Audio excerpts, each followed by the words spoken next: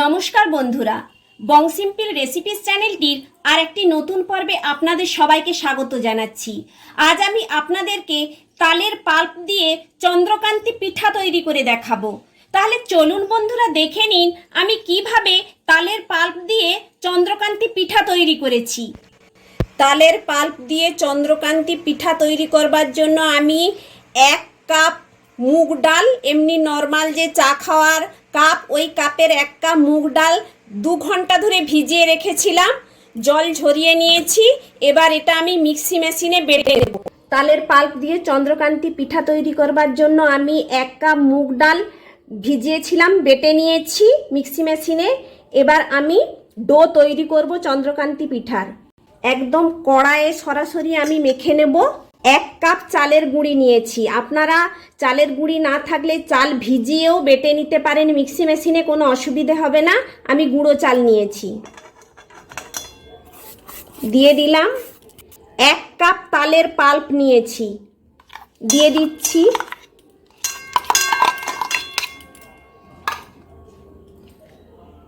মুগ ডাল বাটা দিয়ে দিচ্ছি।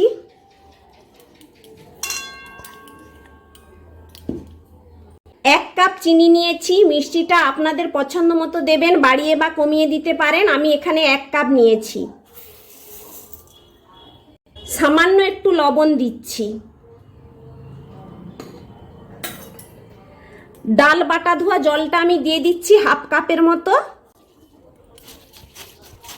আমার আরো কিছুটা জল লাগবে। আরো 1 কাপ জল দিচ্ছি।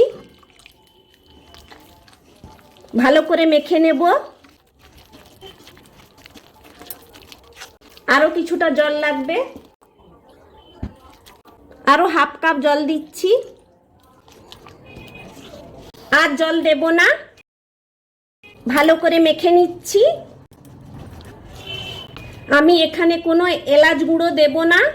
তালের একটা মিষ্টি ফ্লেভার থাকে, তাই আমি এলাচের গুঁড়ো ব্যবহার করব না। আপনারা যদি পছন্দ করেন এলাচ গুঁড়ো দিতে পারেন। আমি এবার সরাসরি গ্যাস জেলে এই কড়াই বসিয়ে দিচ্ছি। তালের পাল্প দিয়ে চন্দ্রকান্তি পিঠা তৈরি করবার জন্য আমি এই ব্যাটারটা বসিয়ে দিয়েছি। এটা ঘন করে এবার ডো তৈরি করে নেব। মিডিয়াম টু লো ফ্লেমে করতে হবে, নাহলে তলায় লেগে যাবে, এবং অনবরত ধৈর্য ধরে নাড়তে হবে। নাড়তে নাড়তে ব্যাটারটা অনেক ঘন হয়ে এসেছে। এই পর্যায়ে আমি 1 টেবিল চামচ ঘি দিয়ে দিচ্ছি।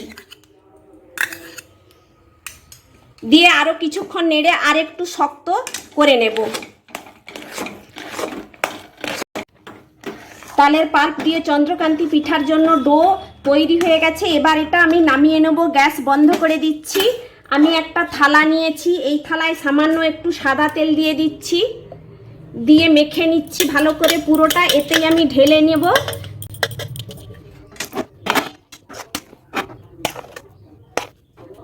পুরো ডোটা ঢেলে নিয়েছি। এবার একটু বিছিয়ে দিচ্ছি। একটু ঠান্ডা হলে আমি পিস পিস করে কেটে নেব। একটু হাত দিয়ে চেপে চেপে দিচ্ছি, সাইজ করে নিচ্ছি। এইভাবে হাত দিয়ে চেপে চেপে গোটাটাই মিলে দিয়েছি। এটা এবার ঠান্ডা হতে দিচ্ছি। 20 মিনিট পরে আমি এটা পিস পিস করে কেটে নেব। তালের পাল্প দিয়ে চন্দ্রকান্তি পিঠার ডোটা সেট হয়ে গেছে। এবার আমি পিস পিস করে কেটে নিচ্ছি।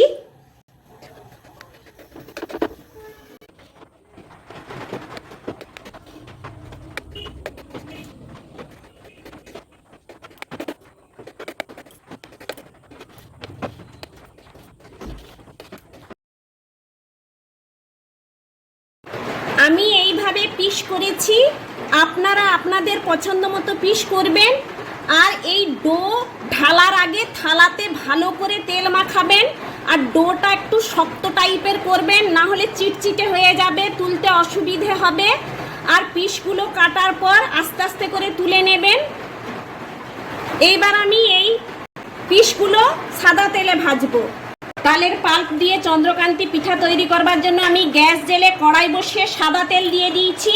এই তেল প্রচুর পরিমাণে গরম করে নিতে হবে, তারপরে মিডিয়াম ফ্লেমে আমি চন্দ্রকান্তি পিঠাগুলো ছাড়ছি।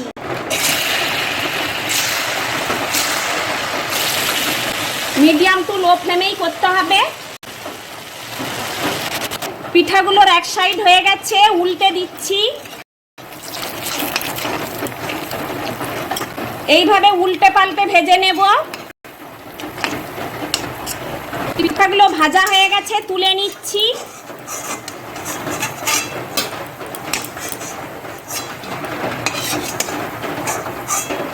এইভাবে সমস্ত পিঠাগুলো আমি ভেজে নেব।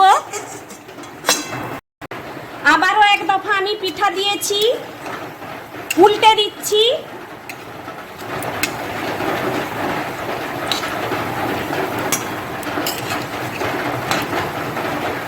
দেওয়ার সময় তেলটা গরম করে খুব নিতে হবে, আর যখন ভাজবো মিডিয়াম টু লো ফ্লেমে ভাজতে হবে।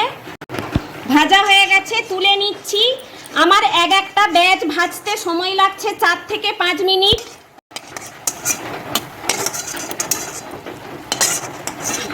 এইভাবে সমস্ত পিঠাগুলো আমি ভেজে নিচ্ছি। দেখুন বন্ধুরা, আমার সমস্ত চন্দ্রকান্তি পিঠাগুলো তৈরি হয়ে গিয়েছে। এইভাবে আপনারাও বানিয়ে খাবেন, খুব খেতে ভালো লাগে। আর কেমন হয়েছে আমাকে কমেন্টস করে জানাবেন। আমার এই রেসিপিটা যদি আপনাদের ভালো লেগে থাকে তাহলে লাইক, শেয়ার, কমেন্টস করতে ভুলবেন না। আর আপনাদের কাছে আমার চ্যানেলটিকে সাবস্ক্রাইব করার জন্য অনুরোধ রইল।